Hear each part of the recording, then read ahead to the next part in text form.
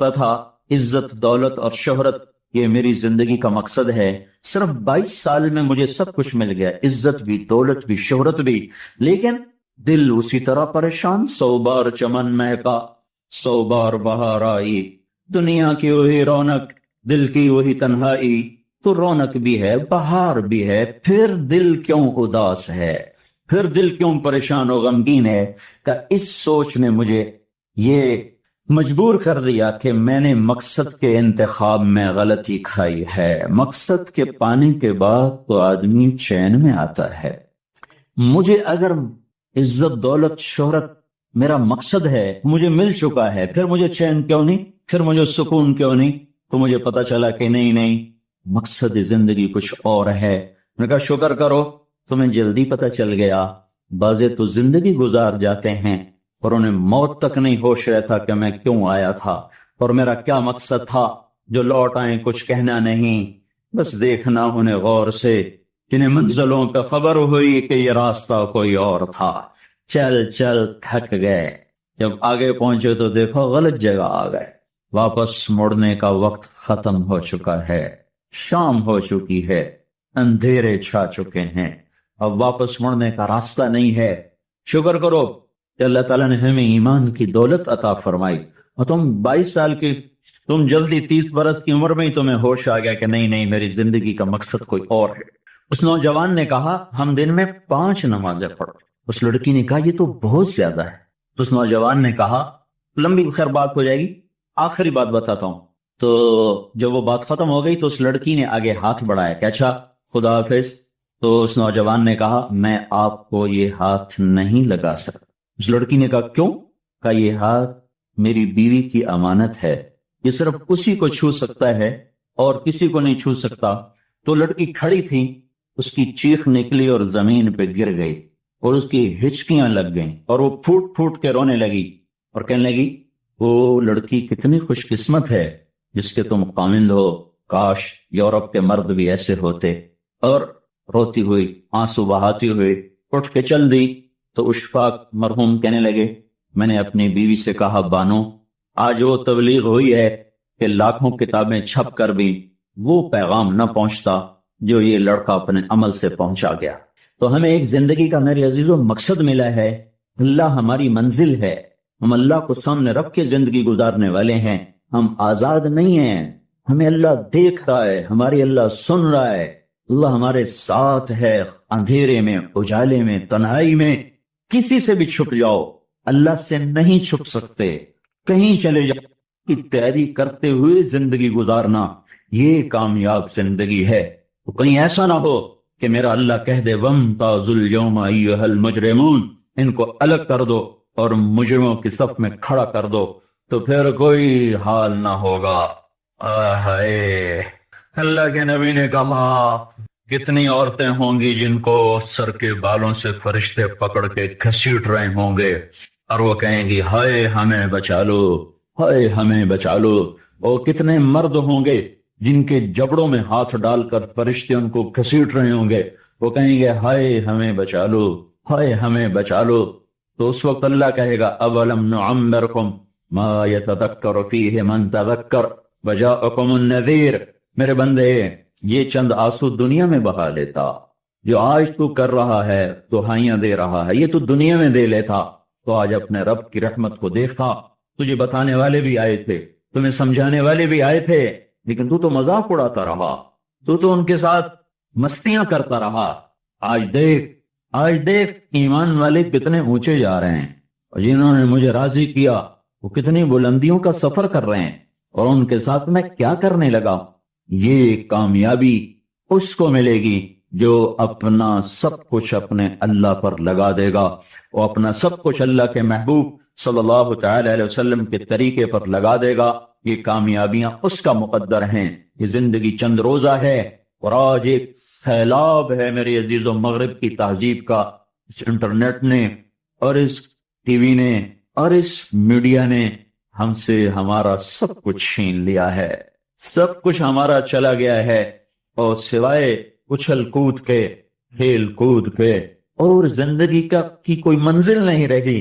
मैं आप सबके सामने یہ درخواست کرتا ہوں کہ اپنی زندگی کی منزل طے کرو، پہلے یہ سوچو اور سمجھو کہ یہ صبح، یہ شام، یہ دن، یہ رات، یہ جو گزر رہے ہیں مجھے کہاں لے جا رہے ہیں، میرا سفر کدھر کا ہے، میں کہاں جا رہی ہوں، میری آخری منزل کیا ہے، اس کے مطابق اپنی زندگی کی ترتیب بناؤ۔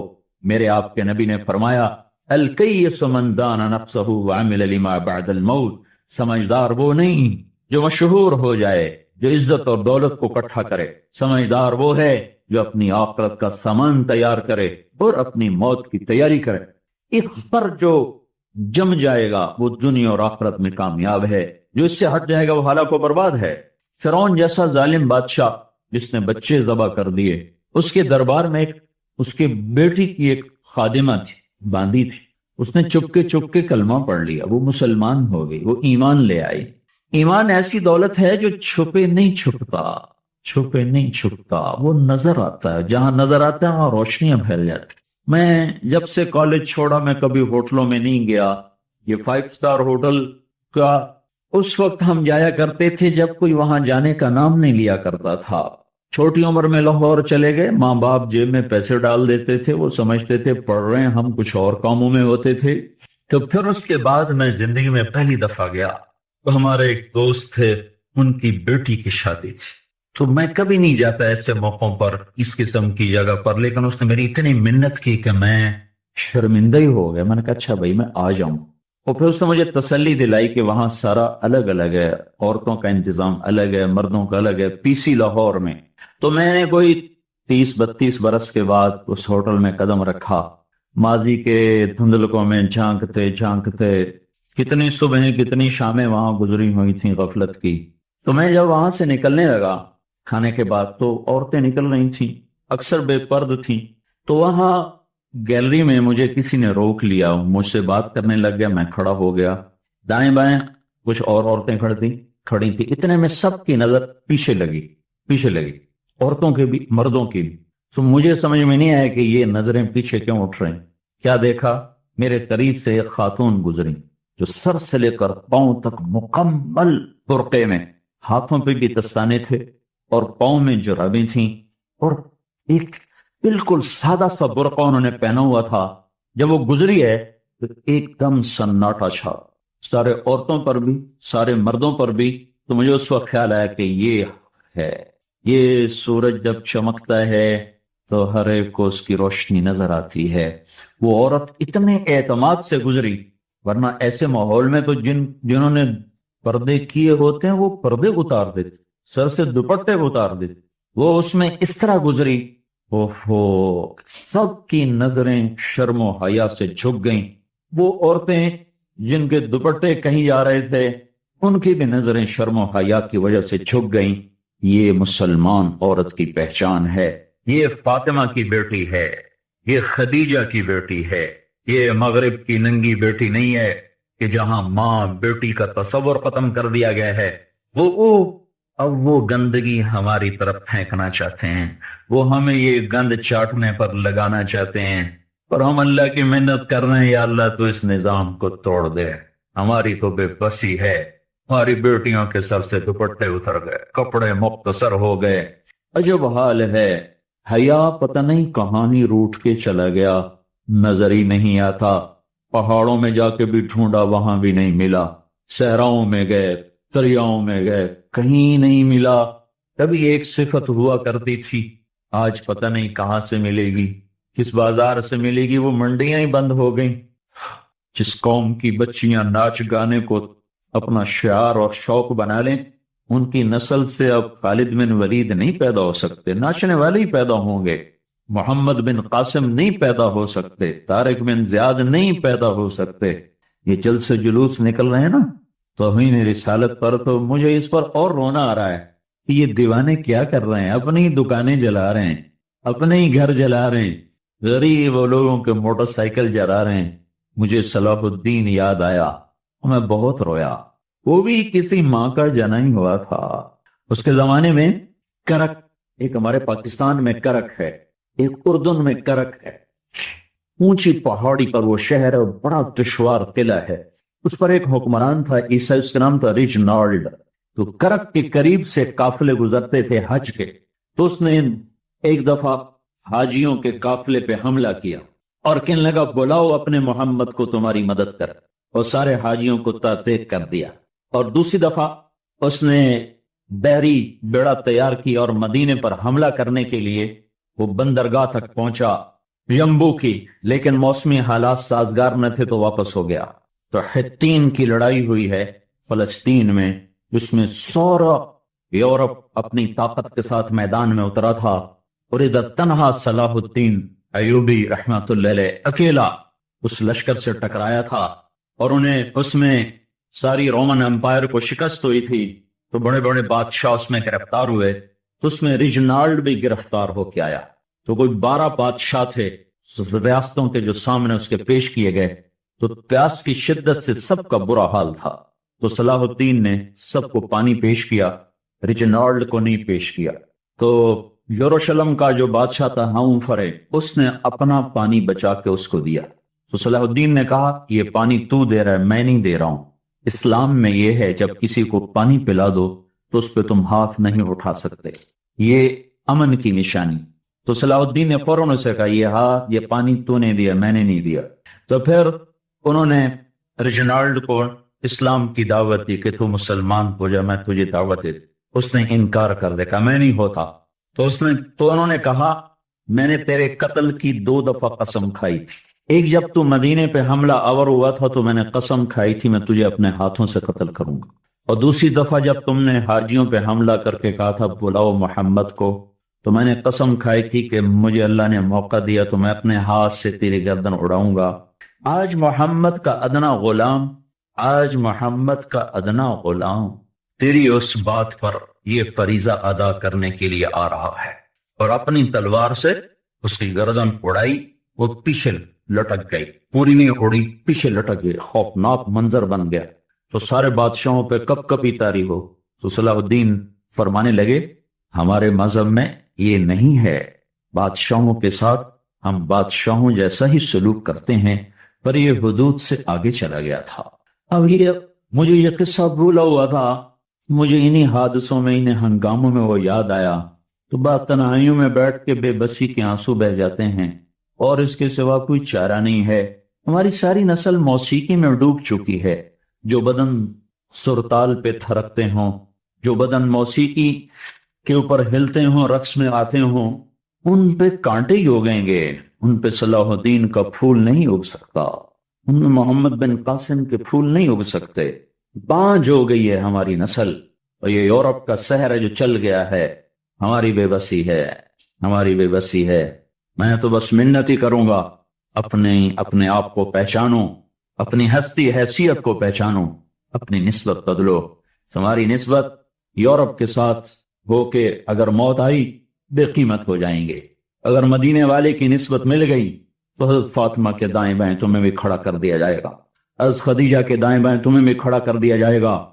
یہ چند دن ہیں، صبر کر لو، گھٹ گھٹ کے مر جانا ہی بیٹیوں کی روایت ہے۔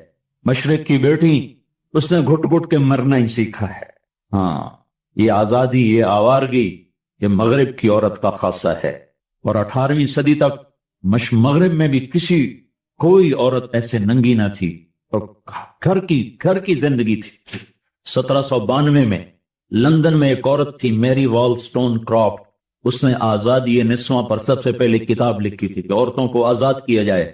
اس آزادی کا زہر ہے جو آج بھرا ہوا ہے۔ پھر اسی لندن میں 1792 1998 200 سال گزرے کہ اسی انگلینڈ کا سروے کیا گیا، عورتوں سے پوچھا گیا تم گھریلو خاتون بن کے رہنا چاہتی ہو جو اسی طرح جیسے آج زندگی ہے؟ 98% عورتوں نے کہا ہم گھر کی خاتون بن کے رہنا چاہتی ہیں، لیکن ہمیں خامد میسر نہیں ہے، ہمیں بوائے فرینڈ ملتے ہیں جو ٹیشو پیپر کی طرح مسل کے ہمیں پھینک دیتے ہیں۔ تو اس غلاظت کا انہیں بھی پتہ چل چکا ہے، لیکن اب وہ نکل نہیں سکتے۔ جو نکالنے والے تھے وہ خود اس پر ریجھ گئے۔ نکالنا ہم نے تھا، ایمان والوں نے، ہم خود اس زندگی پر ریجھ گئے ہیں۔ اپنے آپ کو نکالو اس دلدل سے۔ ہماری عورت، ہماری بیٹی کی عزت یہ نہیں ہے کہ وہ زینت محفل بن کے بیٹھی ہو، ہماری بیٹی کی عزت یہ ہے کہ اس کا ناخن بھی نظر نہ آئے، ہماری معراج یہ نہیں ہے کہ اسٹیج پہ ناچ رہی ہو، ہماری معراج بھی ہے کہ وہ رات کی تنہائی میں قرآن کے سامنے بیٹھ کے رو رہی ہو۔ جیسے میں اپنے اندر سے روٹی کی طلب کو نہیں نکال سکتا، پانی کی طلب کو نہیں نکال سکتا، ایسے ہی میرے بھائیو دنیا میں کوئی انسان ایسا نہیں ہے جو اپنے اندر سے اللہ کی طلب کو نکال دے۔ جیسے بھوکے کو روٹی نہیں ملتی، اسے نہ بیوی اچھی لگتی ہے، نہ بچے اچھے لگتے ہیں، نہ کلینک اچھا لگتا ہے، نہ اسے اپنا تخت اچھا لگتا ہے، نہ اسے اپنا گھر اچھا لگتا ہے۔ جب تک کھانا نہ ملے، پانی نہ ملے، وہ بے قرار، بے چین، اور اس کی بے قراریاں نہ کوئی پیسہ دور کر سکتا ہے، نہ بیوی دور کر سکتی، نہ بچے، نہ حکومت۔ بھوکا ہے، روٹی سے ہی یہ پریشانی دور ہوگی، پیاسا ہے، پانی سے ہی یہ بے قراری دور ہوگی۔ ایسے میرے بھائیو، میرے اللہ کی قسم، اللہ نے ہماری روح کے اندر اپنی طلب کو ڈال دیا ہے۔ جب تک اللہ نہیں ملے گا یہ بھوکے کی طرح تڑپتا رہے گا، پیاسے کی طرح یہ بے قرار رہے گا، یہ مچھلی پانی کے بغیر جیسے تڑپتی ہے۔ ایسے ہی جو انسان، جو مرد عورت اللہ تک نہیں پہنچ پاتا اور اللہ کو اپنا نہیں بنا پاتا، وہ اسی طرح بے قرار، بے چین رہتا ہے۔ اب چونکہ اللہ تو سامنے، اللہ تو ملا نہیں ہے، اور اندر کی بے قراریاں ہیں، وہ کبھی اس کو شکلوں میں ڈھونڈتا ہے، کبھی اسے شراب میں ڈھونڈتا ہے، کبھی نغموں میں ڈھونڈتا ہے، کبھی سیر کے لیے نکلتا ہے، پہاڑوں کی چوٹیوں میں ڈھونڈتا ہے، کھلے میدانوں میں ڈھونڈتا ہے، رقص گاہوں میں جا کے اس اندر کی بے قراریوں کو دور کرنے کا سامان تلاش کرتا ہے۔ خوبصورت شکلوں سے ہم آغوش ہونے میں اس سامان کو تلاش کرتا ہے، بڑے بڑے منصب اور مرتبوں کو طے کرنے میں، سر کرنے میں وہ اپنے لیے اس بے قراریوں کو تلاش کرتا ہے۔ لیکن میرے بھائیو، میرے رب کی قسم، جب تک اللہ نہیں ملتا یہ اسے بے قراری بڑھتی رہتی ہے، بڑھتی رہتی ہے، بڑھتی رہتی ہے۔ جو ہی اللہ ملتا ہے، ایسے جیسے زخم پہ مرہم لگا، اور جیسے تھکے ہوئے کو بستر ملا، جیسے بھوکے کو روٹی ملی، جیسے پیاسے کو پانی ملا، جیسے بھٹکے ہوئے کو راہ ملی، جیسے مسافر کو گھر ملا، جیسے یہ بے قراریاں قرار میں بدلتی ہیں، ایسے میرے بھائیو جس بھائی کو، جس مرد عورت کو اللہ مل جاتا ہے، وہ اس سے زیادہ قرار پا جاتا ہے، چین پا جاتا ہے، سکون پا جاتا ہے۔ جس کو اللہ کہتا ہے اللہ، چیلنج ہے میرا، اللہ سنو، اللہ پہاڑ والو تم بھی سنو، اللہ میدان والو تم بھی سنو، اللہ شہر دیہاتی تم بھی سنو، کالے گورے اللہ سنو سنو، جن و انس سنو، کالے گورے سنو، مرد عورت سنو، مالدار فقیر سنو، خوبصورت بدصورت سنو، کیا ہے بے ذکر اللہ۔ ہوائیں تابع ہو کر ہوا تخت کو اڑا کے لے جا رہی ہے۔ اوہو، یہ عزت اعزاز نبیوں کو دیا گیا۔ ہر آدمی کے اندر یہ جو عمر ہے نا آپ کی، کہتا میں کچھ کرنا چاہتا ہوں، میں کچھ کر کے مرنا چاہتا ہوں۔ اور تصور کیا ہے کہ میری شہرت ہو جائے، میری عزت ہو جائے، میرے پاس لمبی گاڑی آ جائے، بڑا گھر ہو جائے، بڑی ڈگری ہو جائے، بڑی پوسٹ مل جائے، بڑا عہدہ مل جائے، بڑا کاروبار مل جائے۔ اس کو کہتے ہیں میں کچھ کرنا چاہتا ہوں۔ کرو وہ جو اللہ کہہ رہا ہے، دعوت دینے والے بن جاؤ، پیغام حق کو پھیلانے والے بن جاؤ، تو اللہ تعالیٰ زمین و آسمان تمہارے ذکر سے زندہ کر دے گا۔ نبیوں کے تذکرے کیسے زندہ ہیں؟ موسیٰ علیہ السلام کو گئے ہوئے 3,500 سال ہو چکے ہیں، ان کا تذکرہ کیسے زندہ ہو رہا ہے؟ ابراہیم علیہ السلام کو گئے ہوئے 5,500 سال ہو چکے ہیں، ان کا تذکرہ کیسے زندہ ہو رہا ہے؟ اور قرآن کیسے ابراہیم علیہ السلام کی تعریفیں کرتا چلا جاتا ہے۔ میرے عزیزوں، میرے بھائیوں، یہ امت معمولی امت نہیں ہے، یہ حضرت محمد صلی اللہ علیہ وسلم کی امت ہے۔ ان کو دعوت کا کام ملا ہے، ساری دنیا مال کی طرف بلا رہی ہے، ہمارا کام ہے اللہ کی طرف بلانا۔ اننی انا اللہ، دنیا کو بتانا کہ کام بنانے والا ایک ہے اور وہ اللہ ہے، زندگی دینے والا ایک ہے اور وہ اللہ ہے، مدد کرنے والا ایک ہے اور وہ اللہ ہے، جنت دینے والا ایک ہے اور وہ اللہ ہے، جہنم کو بھڑکانے والا ایک ہے اور وہ اللہ ہے، آسمان کے چھت کو اٹھانے والا ایک اور وہ اللہ، زمین کا فرش بچھانے والا ایک اور وہ اللہ، ہواؤں کا چلانے والا ایک اور وہ اللہ، اور دکھی کی سننے والا ایک اور وہ اللہ، گونگے کی سننے والا بھی اللہ، اور پتنگے کی سننے والا بھی اللہ، اور پروانے کی سننے والا بھی اللہ، اور خاک کے نیچے رینگنے والے کیڑے کی سننے والا بھی اللہ، اور پانیوں کی تہ میں تیرنے والی مچھلیوں کی سننے والا بھی اللہ۔ یہ ہماری آبدوز، بڑی سے بڑی آبدوز 400 میٹر سے نیچے نہیں جا سکتی. 400 میٹر پر جا کر نیچے جائے گی تو پچک جائے گی, برباد ہو جائے گی. اور بحر الکاہل 11 کلومیٹر کہیں کہیں گہرا ہے. 11 کلومیٹر کی تہ میں اللہ مچھلیوں کو پیدا کر کے چلا رہا ہے. 11 کلومیٹر کا وزن اپنے اوپر اٹھا رہی, اور وجود اتنا اور وجود اتنا اور وجود اتنا اور وجود اتنا, اور اوپر 11 کلومیٹر پانی کا وزن. اس کی پکار کو بھی سننے والا اللہ ہی ہے. یہ دعوت جا کے ساری دنیا کو دو. اللہ کی قسم جدھر گزرو گے اللہ کی محبت کی نظریں تمہارے ساتھ ساتھ ہوں گی, اللہ کا سایہ تمہارے اوپر ہوگا. اب مر کے بھی اللہ زندہ رکھے گا. یہ بیٹھنے کا زمانہ نہیں ہے. باطل تو گھر گھر دعوت دے کے جا رہا ہے, گھر گھر اپنی آواز پہنچا رہا ہے. ہم کہو ہم تو کنویں ہیں, کوئی آئے گا تو پانی پلائیں گے, کوئی نہیں آئے گا تو نہیں پلائیں گے. ہائے ہائے, یہ کیا ظلم و ستم ہے, یہ کیا ظلم و ستم ہے کہ انسانیت تڑپ رہی ہو اور تم کو میرے پاس آؤ گے تو پانی پلاؤں گا.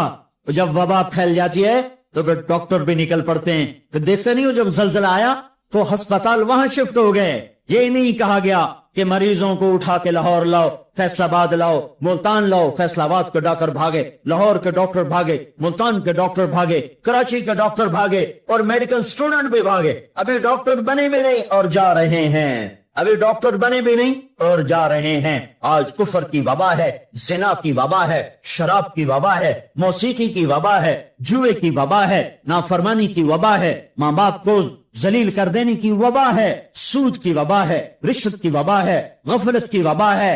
او بھائیو, عمل ہے پھر بھی بھاگو, عمل کوئی نہیں پھر بھی بھاگو, لوگوں کے پیچھے بھاگو بھاگو. یہ ایک اٹھا ہوا قدم, یہ جو تم زمین پہ قدم رکھتے ہو دعوت کے ساتھ, اللہ کی قسم ساتوں آسمان میں اس کی دھمک سنائی دیتی ہے.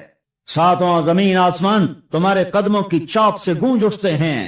تمہارا بول زبان سے نکلتا ہے, ساتوں آسمان اس سے روشن اور منور ہو جاتے ہیں. لاکھوں فرشتے وہ بول اٹھانے کے لیے لپکتے ہیں اور عرشوں کی طرف لے کے چلتے ہیں. ایک صحابی نے کہا الحمدللہ حمدن کثیرا طیبا مبارکا فیہ. تو آپ نے کہا من القائل, یہ کہنے والا کون ہے, یہ کہنے والا کون ہے. وہ ڈر گئے کہ پتہ نہیں میں نے کیا کہہ دیا, وہ چپ ہو گئے. تو آپ نے کہا کہنے والا کون ہے, جو کہا ہے اچھا ہی کہا ہے. پھر ان کو ہمت ہوئی, کہا جی میں نے کہا ہے, میں نے یہ کہا ہے. آپ نے فرمایا میں نے دیکھا 19-20 فرشتے لپک لپک کے آ رہے تھے تیرے کلام کو پکڑنے کے لیے. ہر فرشتے کی تمنا تھی کہ میں لے کر اللہ کے پاس جاؤں. یہ ایک شخص کا ذاتی ذکر ہے. جب تم لوگوں میں پھر کر کہو گے او میرے بھائیو اللہ کی مان لو, تو لاکھوں فرشتے تمہارے بول پر ٹوٹ پڑیں گے کہ ہم لے کے جائیں گے, ہم لے کے جائیں گے. او بھائیو اللہ کے رسول کے طریقوں پر آ جاؤ تو لاکھوں فرشتے بھاگیں گے. میں جا کے اللہ کے نبی کو خوشخبری سناتا ہوں, مجھے جانے دو, میں جا کے خوشخبری سناتا ہوں کہ آج آپ کا امتی فلاں فلاں کا بیٹا آپ کی عظمت کو بیان کر رہا تھا, آپ کے طریقوں پر چلنے کے لیے لوگوں کو تیار کر رہا تھا. تمہارا نبی وہیں سے اس کی روحانیت باغ باغ, اس کی ہستی باغ باغ, اور اس کی توجہات ہوں گی. میرے بھائیو, انبیاء کوئی ہماری طرح مر کے تھوڑا ہی مر جاتے ہیں, وہ تو مرنے کے بعد زندہ کر دیے جاتے.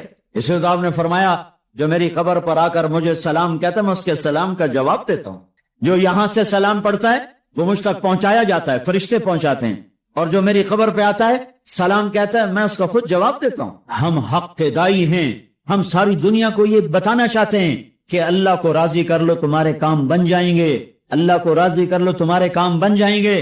اور ہم حضرت محمد صلی اللہ تعالی وسلم کی عظمتوں کی طرف لوگوں کو بلانا چاہتے ہیں کہ تم ان پاگل دانشوروں کے پیچھے نہ چلو, ان احمقوں کے پیچھے مت چلو, انہیں تو 2 اور 2 4 کے سوا کچھ نہیں پتا. آؤ سب سے بڑے دانشور کے پیچھے چلو, سب سے بڑا مفکر, سب سے بڑا علم والا, سب سے بڑی عقل والا, سب سے بڑے فہم والا, سب سے بڑی بصیرت والا, جس کی نظر اتنی تیز ہو. یہ دوربینیں لگا کے بیٹھے ہوئے ہیں اور چند لاکھ میل سے آگے نہیں دیکھ سکے, چند لاکھ میل سے آگے, اگرچہ نوری سال صحیح پر یہ ہے نوری سال, اس سے آگے دوربینوں کے بغیر نہیں دیکھ سکے. اور میرا آپ کا نبی مسجد میں نماز پڑھا رہے ہیں, مصلی پہ کھڑے کھڑے آگے ہو گئے. پہلی صف والوں نے دیکھا کہ حضور آگے ہو گئے, پھر آپ پیچھے ہو گئے. جب سلام پھیرا تو پچھلے نمازیوں نے کہا یا رسول اللہ یہ آپ کیا کر رہے تھے؟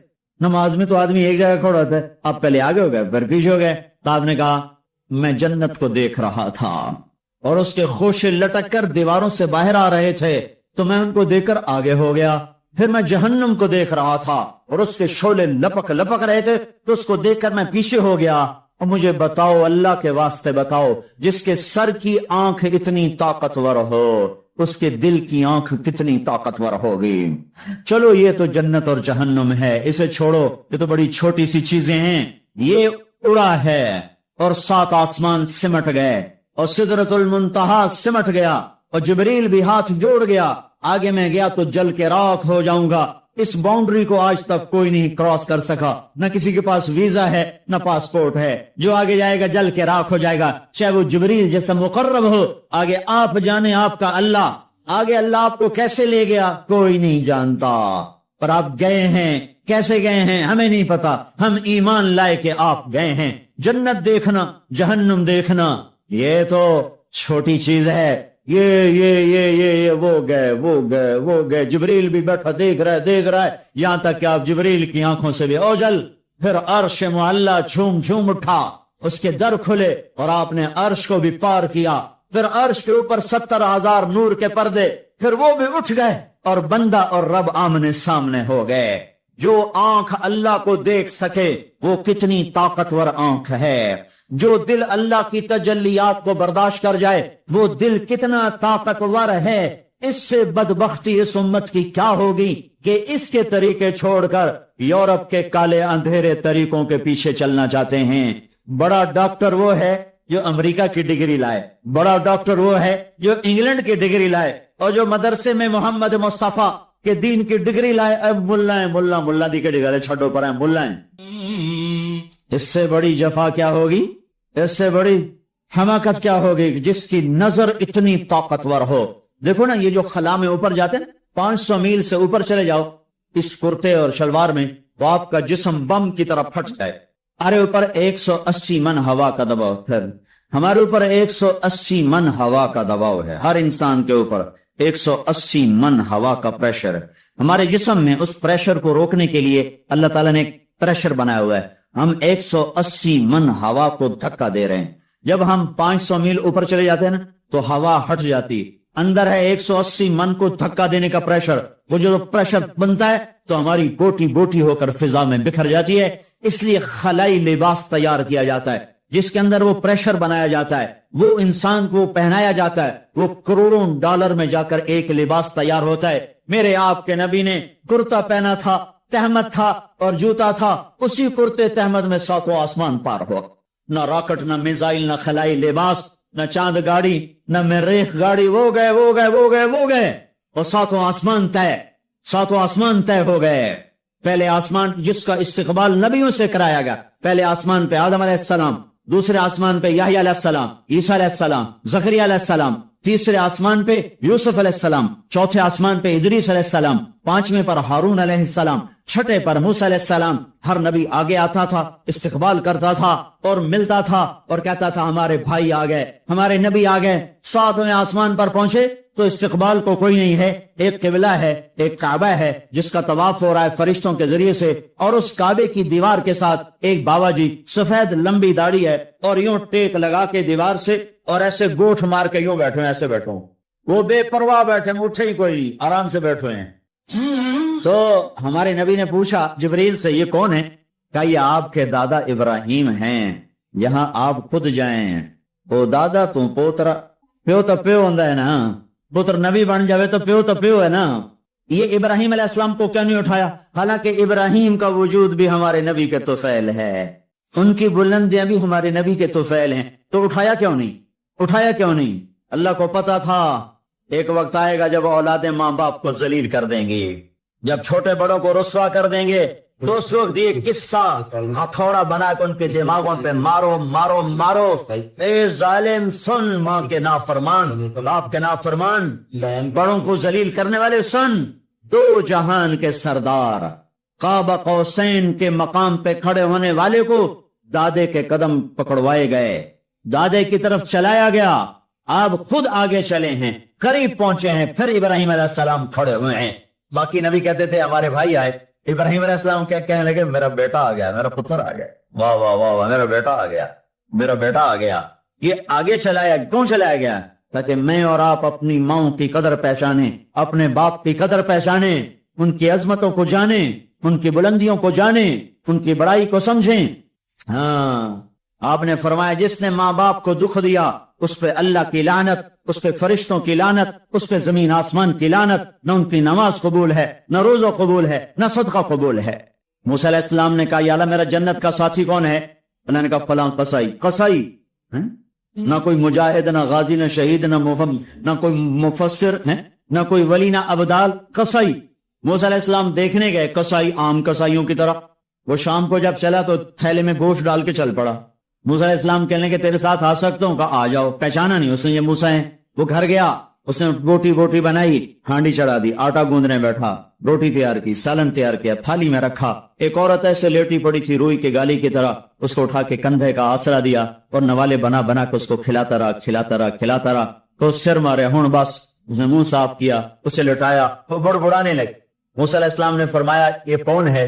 کہا یہ میری اماں ہے، میں صبح اس کے سارے کام کر کے جاتا ہوں، پھر شام کو آ کر پہلے اس کی خدمت کرتا ہوں۔ اپنی بیوی سے کہو نہیں آ کے میرے پیچھے میری ماں نے روٹی کھوا دی، جیسے ہمارا رواج ہے۔ اپنی بیوی سے کہتے تو میری ماں دی کر، میں کوئی نہیں کرنی۔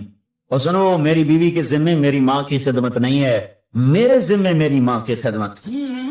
خود کرتے نہیں، بیویوں کو کہتے اس کے ذمے نہیں، وہ انکار کر دیں، کہتے نافرمانے، گھر میں لڑائی، دنگا فساد۔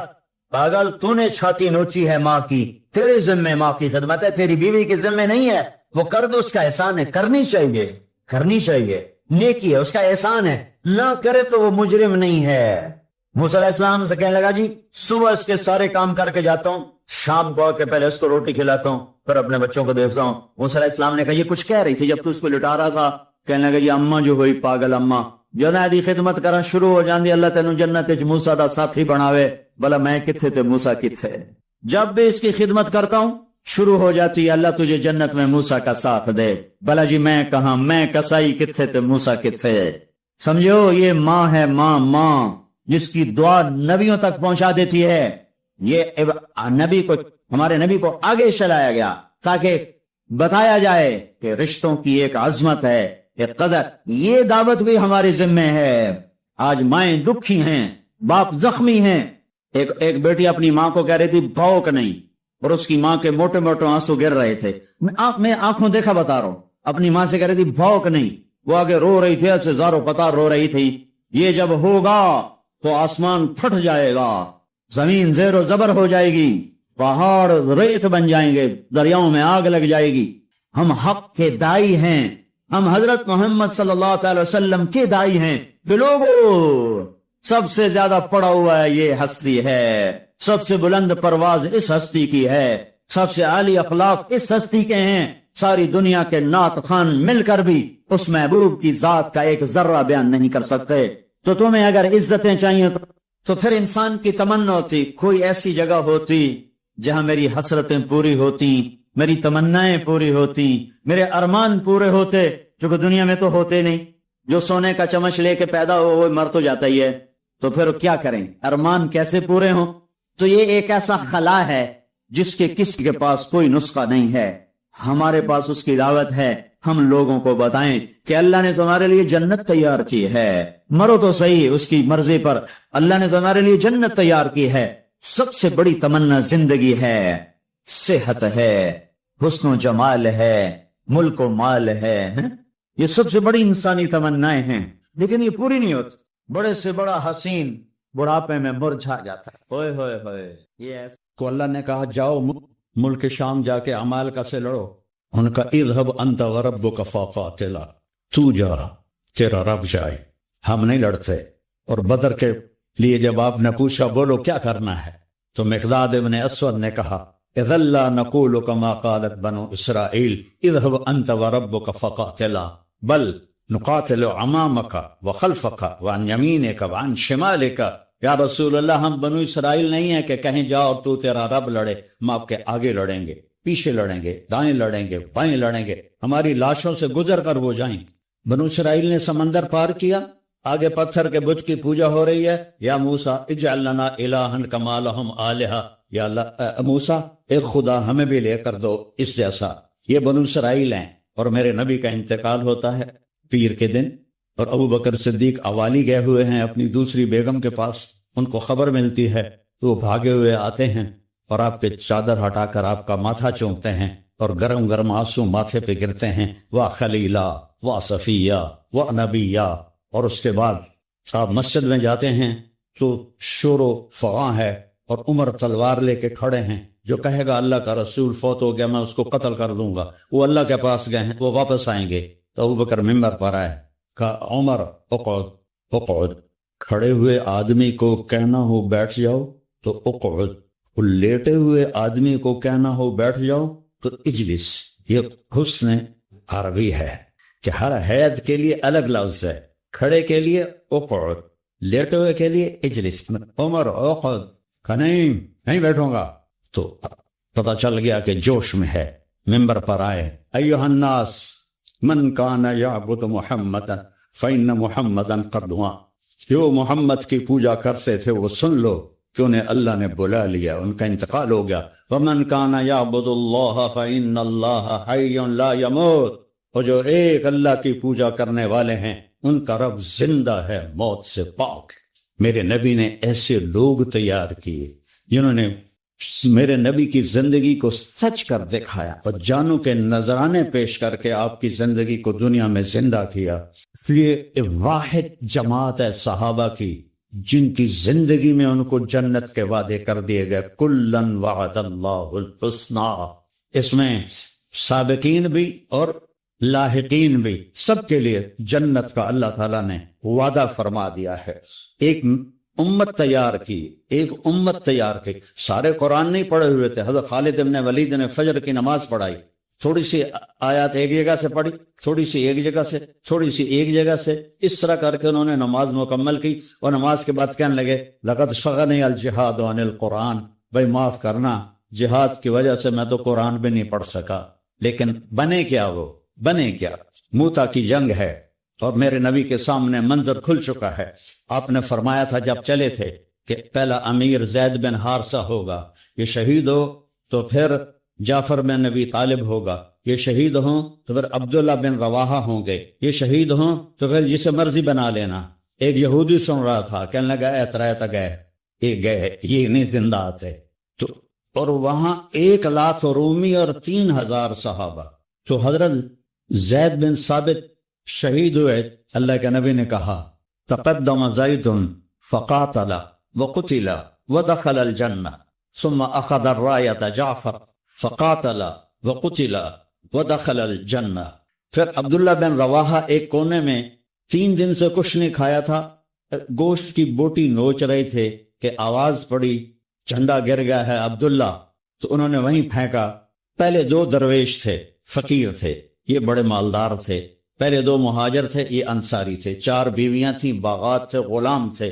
فتردد بعد التردد. تو تھوڑی دیر کے لیے بیوی بچے غلام باغات کا خیال آیا تو کہنے لگے عبداللہ بیویوں کا خیال ہے سب کو 3 طلاق، باغات کا خیال ہے سارے صدقہ، غلاموں کا خیال ہے سارے آزاد.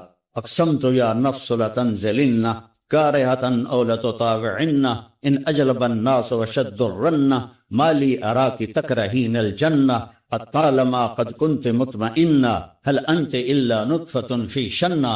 اے عبداللہ کافی زمانہ گزر گیا ہے زندگی گزارتے ہوئے، چل اپنے ساتھیوں کے ساتھ مل تو بھی. اور جھنڈا اٹھایا اور آگے بڑھے. اور آپ نے فرمایا اب عبداللہ نے جھنڈا اٹھایا اور آگے بڑھے اور قتل ہوئے. اور پھر آپ خاموش ہو گئے تھوڑی دیر کے لیے. انصار کہنے لگے کہ ہمارے اوپر قیامت ٹوٹ پڑی کہ کیوں رک گئے. دونوں کی دفعہ تو فوراً فرمایا اب کیوں رک گئے. پھر آپ نے کہا وَدَخَلَ الْجَنَّةَ. تو انصار نے عرض کی یا رسول اللہ آپ رک کیوں گئے تھے؟ کہا وہ تھوڑا سا اس کے دل میں کھٹک آئی تھی اس لیے جنت میں جانے میں تھوڑی دیر ہو گئی. اب جھنڈا گر گیا. ثابت ابن اکرم نے جھنڈا اٹھایا. کون لے گا یہ جھنڈا؟ انہوں نے کہا تو لے، تو بدری صحابی ہے. تو لے کہا نہیں میرے بس کا نہیں ہے. کسی نے آواز دی خالد کو دو. خالد کی پہلی جنگ تھی، صلح حدیبیہ کے بعد ایمان لائے. اور ان کی پہلی جنگ تھی. وہ فرمانے لگے بھائی میں تو ابھی مسلمان ہوا ہوں, کسی اور کو جھنڈا دو. کہا نہیں. سب نے کہا بس خالد خالد. انہوں نے ایک ہاتھ میں جھنڈا لیا, جب یوں تلوار کو جب اٹھایا نا تو میرے نبی نے فرمایا ثم صلی اللہ سیفا من سیوفہ, اب اللہ نے اپنی تلواروں میں سے ایک تلوار کو نیام سے باہر نکالا ہے, اور انہوں نے ساری رومیوں کی فتح کو شکست میں تبدیل کر دیا. 9 تلواریں ان کے ہاتھ سے ٹوٹیں لڑتے لڑتے, اور اتنا روب چھا گیا کہ پورے روم میں دہشت پھیل گئی خالد ابن ولید کی. یہ لوگ میرے نبی نے تیار کیے تھے, ایک امت بنائی تھی, یہ میرے نبی کا عظیم ترین کارنامہ ہے, اور اولین اور آخرین کا سب ایک جذبہ تھا. حضرت عمر کی مجلس میں ابو سفیان, اکرمہ بن ابی جہل, حارث بن ہشام, سہیل ابن عمر بیٹھے ہوئے ہیں. تو حضرت بلال آ گئے, کہنے لگے آپ لوگ تھوڑا پیچھے ہو جاؤ. پھر حضرت عمار آئے, آپ نے کہا آپ لوگ تھوڑا پیچھے ہو جائے. پھر حضرت صہیب آئے, آپ نے کہا تم لوگ تھوڑا پیچھے ہو جاؤ. پھر حضرت مقداد آئے, آپ نے کہا تم لوگ تھوڑا پیچھے ہو. پیچھے ہوتے ہوتے جوتیوں پہ جا بیٹھے. مہاجرین اولین کو آگے بیٹھایا. تو یہ غصے سے باہر نکل آئے, اور ابو سفیان کہنے لگے دیکھتے ہو عمر نے ہمارے ساتھ کیا کیا ہے. تو سہیل ابن عمر کہنے لگے صحیح کیا, وہ ہم سے پہلے ایمان لائے تو وہ آگے نکل گئے, ہم بعد میں ایمان لائے تو ہمیں تو پیچھے ہی رہنا ہے. تو کہنے لگے اگر آخرت میں پیچھے رہ گئے تو پھر کیا ہوگا. یہ فتح مکہ کے مسلمان ہیں, فتح مکہ, پھر کیا ہوگا. تو سارے گھبرا کے حضرت عمر کے پاس آئے کہ ہم نے دیکھ لیا ہے جو تو نے کیا ہے ٹھیک کیا ہے, چلو ہم پیچھے رہ گئے ہیں, لیکن کوئی طریقہ بتاؤ کہ آگے نہیں بڑھ سکتے تو جنت میں ساتھ تو ہو جائے. تو انہوں نے فرمایا انہوں نے جہاد میں جان دی تھی, تم بھی جانیں لگا دو تو تم بھی ان کے ساتھ ہو جاؤ گے. تو 400 قریشی سردار مکہ سے نکلے, 400. اور حارث بن ہشام ابو جہل کے چھوٹے بھائی ہیں, اتنے ہر دل عزیز تھے. جب یہ نکلے تو سارا مکہ چھوڑنے باہر آیا, اور سب رو رہے تھے, بچے بچیاں مرد عورت.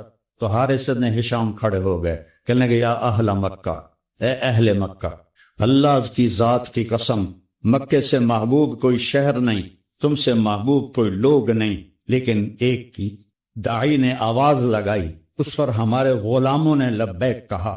آج وہ اتنا آگے جا چکے ہیں کہ اگر ہم یہ سارے مکے کے پہاڑ سونا بنا کے خرچ کر لیں تو ان کے ایک مٹھی جو کا اجر بھی نہیں پا سکتے. تم اپنی جانوں کا نذرانہ پیش کریں گے کہ آگے نہیں تو برابر تو ہو جائیں. تو یہ سارے سرداران تشریف لائے. اجنا دین کی جنگ ہو رہی, اس میں شرکت, اس میں فتح ہوئی. پھر یرموک کی جنگ ہوئی جو فیصلہ کن جنگ تھی, جس نے شام کا فیصلہ کر دیا ہمیشہ کے لیے. 9 دن یہ جنگ چلتی رہی, کبھی ایسے کبھی ایسے کبھی ایسے کبھی ایسے. اور ایک دن ایسا ہوا کہ صحابہ دبتے دبتے دبتے عورتوں کے خیموں تک آ گئے. اتنے قدم اکھڑے کہ عورتوں کے خیموں تک آ گئے. تو حضرت اکرمہ رضی اللہ تعالیٰ عنہ نے اپنی تلوار کی نیام کو توڑ دیا اور لوہے کے ٹوپی کو اتار کے پھینک دیا. کہ من یبایعنی علی الموت, یا اللہ ہمیں موت دے گا یا فتح دے گا. تو حضرت خالد بن ولید اور اکرمہ رشتہ دار ہیں. تو خالد بن ولید نے ان کا ایسے ہاتھ پکڑ لیے, نا نا نا نا نا, ابھی تمہاری ہمیں ضرورت ہے, یہ نہ کرنا یہ نہ کرنا. تو انہوں نے کہا الیک انی, دور ہو جاؤ مجھ سے. انی و ابی کان من اشد الناس عداوۃ لرسول اللہ وافر منکم اليوم, میں اور میرا باپ ساری زندگی دشمن اسلام رہے, آج ہی تو داغ دھونے کا وقت آیا اور میں بھاگ جاؤں. ان لک سابقۃ, تو مجھ سے پہلے ایمان لا چکا ہے اور آگے بڑھ چکا ہے, پیچھے ہٹ جا, میرے راستے میں حائل نہ ہو. تو سب سے پہلے ان کے بیٹے عامر بن اکرمہ نے بیعت کی, پھر حارث بن ہشام, سہیل بن عمر, زرار بن ازر, ابو سفیان بن حرب, ان سارے سرداروں نے بیعت کی. اور سب نے اپنی خود لوہے کی ٹوپیاں پھینک دی اور تلواروں کی نیامیں توڑ دی اور شیر کی طرح حملہ آور ہوئے. وہ سارے روم کو پلٹا کے پیچھے پھینک دیا. اور جب روم کے قدم اکھڑ گئے تو خالد بن ولید فوراً بھاگے بھاگے واپس آئے کہ میں پتہ کروں کہ اکرمہ کس حال میں ہے اور عمر کس حال میں. رشتہ ایک مخزومی ہے نا دونوں. تو جب عمر کو دیکھا تو وہ ختم ہو چکے تھے, جب اکرمہ کو دیکھا تو ان میں کچھ سانس باقی تھا. تو انہوں نے ان کا سر اپنی گود میں لیا اور منہ میں تھوڑا پانی ٹپکایا اور ان کے بیٹے عمر کا سر یہاں رکھ لیا, یہاں. تو ان کی آنکھیں کھلی کا کون ہو؟ کہا میں خالد۔ کہا کیا کیا اللہ تعالیٰ؟ کہا اقر عینک، اپنی آنکھیں ٹھنڈی کر، اللہ نے فتح دی۔ کہا اچھا عمر کو کہہ دینا یہ تم نے کہا تھا وہ ہم نے کر، جو تم نے کہا تھا وہ ہم نے کرتے اور جاننے کر۔ حضرت خالد بن ولید کو حضرت عمر پہ غصہ آ گیا۔ عرب جب غصے میں بولتے تھے تو ماں کے نام سے پکارتے تھے، اور جب اچھے ماحول میں ہوتے تھے تو باپ کے نام سے پکارتے تھے۔ تو یہاں حضرت خالد کہنے لگے کلا زعم ابن الحنتمہ اللہ نستشہد۔ حنتمہ حضرت عمر کی ماں کا نام ہے۔ حنتمہ کا بیٹا اب یہ نہیں کہہ سکتا کہ سرداروں نے جان قربان نہیں، یہ میرے نبی کی محنت کا ثمرہ ہے، یہ مدارس اسی کا سلسلہ ہیں، یہ خانقاہیں اسی کا سلسلہ ہیں، یہ تبلیغ اسی کا سلسلہ ہے۔ لیکن بیٹو صرف کتابیں پڑھنے سے تربیت نہیں ہوتی، اہل اللہ کی تربیت میں رہو، ان کے ساتھ اپنے اندر کی گندگیاں نکالو، تبلیغ میں وقت لگاؤ۔ مجاہدے سے انسان میں جلا پیدا ہوتی ہے اور وہ اس کا رخ نیکیوں کی طرف پھرتا ہے۔